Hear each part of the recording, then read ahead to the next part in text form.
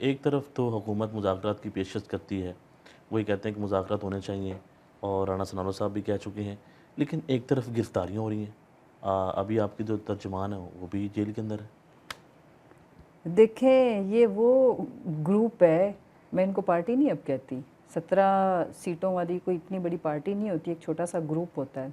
یہ وہ گروپ ہے جو چور نالے چتر، یعنی کہ یہ کیا کہتے ہیں کہ یہ کہتے ہیں کہ ہمارے سے مذاکرات کرو، اور خود کی اوقات کیا ہے کہ ڈگی میں لیٹ کے جانا، ٹھیک ہے، تو مذاکرات کرو ورنہ ہم یہ کر دیں گے۔ مذاکرات ایسے نہیں ہوتے، گن پوائنٹ پہ نہیں ہوتے، ایکویلٹی پہ ہوتے ہیں اور پرنسپلز پہ ہوتے ہیں، نہ ان میں ایتھکس، نہ موریلٹی، نہ پرنسپلز، خالی موالی غنڈے طرز عمل کے اوپر ایک اتنے بڑے لیڈر کو آپ ڈرا سکتے ہو؟ یہ وہ لوگ ہیں جو دعوے کرتے تھے ایک دن نہیں جیل میں نکلنا اور یہ ہو جائے گا اللہ معاف کرے، اور یورین ٹیسٹ کرتے پھر رہے تھے۔ تو آپ لوگوں نے مذاکرات کس سے کرنے ہیں؟ مذاکرات ہم نے پولیٹیکل فورسز سے ہی کرنے ہیں، لیکن وہ اپنے آپ کو پولیٹیکل تو پہلے بنا لیں۔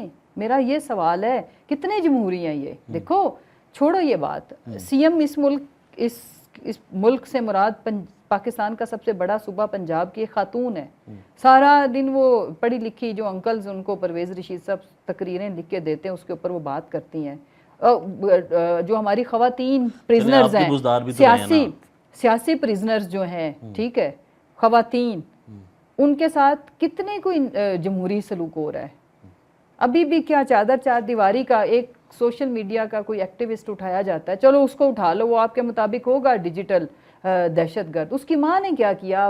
مطلب یہ پنجاب پولیس مطلب لوگوں کے ماؤں کے منہ کے اوپر، فیس، چہرے کے اوپر مار رہی ہے، اس کے اوپر وہ نوٹس کیوں نہیں لیتی؟ تو یہ پولیٹیکل، میرا مطلب کہنے کا یہ جمہوری پولیٹیکل لوگ نہیں ہیں۔ وہ کہتے ہیں ہمارے ساتھ بھی ایسا ہوا، ہمیں گرفتار کیا گیا، میرے والد صاحب کے ساتھ کیا ہوا، میرے ساتھ کیا ہوا۔ اس کی زندگی کا سب سے بڑا دکھ یہ تھا کہ میں فرائنگ پین پہ استری کرتی تھی، یہ تھا سب سے بڑی جو بدسلوکی وہ کہتی ہیں۔ میں حلفاً بتا رہی ہوں، وہ ہماری وہ جو ڈیپٹی سپرنٹینڈنٹ تھی اڈیالہ جیل، اللہ ان کو جنت نصیب کرے، بیچاری کی ڈیتھ ہو گئی ہے، وہ خود ان کے اوپر ہو چکے، ان کی ڈیتھ ہو چکی ہے، تو میں آج یہ بات کر رہی ہوں، ان کی ڈیوٹی تھی ان کے ساتھ۔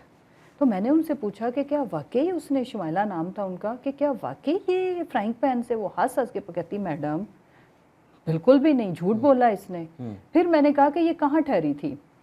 وہ ووکیشنل سینٹر ہے اڈیالہ جیل کا، جہاں پہ خواتین کو یہ سلائی کڑھائی، اور وہ اٹس اے ہال، تمام سہولیات دی گئی آپ کے مطابق، ٹائلڈ واش روم، اور اسی طرح کا مطلب وہ کمرہ ہوگا، ابھی جو وہ بات کرتے بڑا، ہیں، اس سے بھی بڑا، ابھی وہ لوگ یہ بات کرتے ہیں کہ آپ کو دیسی مرغے مل رہے ہیں، تمام تر سہولیات ہیں آپ کے لیڈر کو۔ دیکھیں چائلڈش چیزیں کہنا، یہ اب بڑی ہو جائیں یہ لوگ، یہ جماعتیں، یہ بے وقوفانہ باتیں چھوڑ دیں۔ وہ سہولیات، وہ سارا کچھ آپ لوگوں نے دیکھ لیا ہے، وہ 6x8 کا جو کمرہ ہے جس میں آپ چل ایک قدم نہیں رکھ سکتے، اور اینگل دے کے واش روم کے اندر سے وہ آپ نے ایک چھوٹا سا ایئر کولر رکھا ہوا ہے۔ تو آپ مذاکرات، اور جو ہمیں، میں بھی منسٹر تھی، ڈاکٹر شیری مزاری بھی تھی، اور لاء کی پارلیمنٹری سیکرٹری تھی ملیکہ بخاری، ہم لوگ زمین پہ سوتی تھیں، ٹھیک ہے، ہمارے پاس کوئی کرسی نہیں تھی۔ ڈاکٹر مزاری کیا وہ زمین پہ بیٹھ سکتی ہیں؟ ایک ٹوٹا ہوا پلاسٹک کا سٹول ریکویسٹ کر کے میں نے عملے سے منت کر کے کہ جب یہ چیکنگ ویکنگ کریں گے تو وہ آپ لوگ واپس لے جانا۔ وہ سٹول کبھی آتا تھا کبھی جاتا تھا، دن میں 4 دفعہ۔ کیا جو سوپ ہے، ہاتھ واش روم میں اگر ہم نے یوز کرنا ہے تو دھونے ہیں، تو کیا جو صابن تولیہ ہے یہ لگژریز ہیں؟ یہ تک اٹھا لی جاتی تھی، چھپا لی جاتی تھی اگر وہ ہمارے پاس تھی تو۔ ہمارے گھر والوں کو پیچھے سے کھانا دینا الاؤڈ نہیں ہوتا تھا، سارا دن گاڑیوں میں ہمارا کھانا خراب ہو جاتا تھا، ڈرائی چیزیں بھیجنا الاؤڈ نہیں تھا۔ ہم قیدیوں، عام جو قیدی تھی ان کے نام پہ باہر سے راشن منگواتی تھی، پھر ہم نے جب نہیں وہ بھی مشکلیں ہوتی تھی، ہمارے گھر والے ڈسٹرب ہوتے تھے، تو ہم نے طریقہ ڈھونڈا کہ وہ جو 5000 والی کیش کی پرچی بنتی ہے وہ ہم مختلف قیدی عورتوں کو دیتی تھی کہ اپنے نام پہ ادھر کا جو جیل کے اندر کا سٹور ہے وہاں سے منگواؤ، اور پھر ہمیں وہ کوئی دال روٹی سبزی، یعنی کہ اگر ہمیں پانی منگوانا ہے، خرید کے پینا ہے، تو ہمیں 24-48 گھنٹے پہلے ہم ارینج کرنے کی کوشش کرتی تھی، کیونکہ ڈیلے کیا جاتا تھا، پانی نہیں دیا تھا۔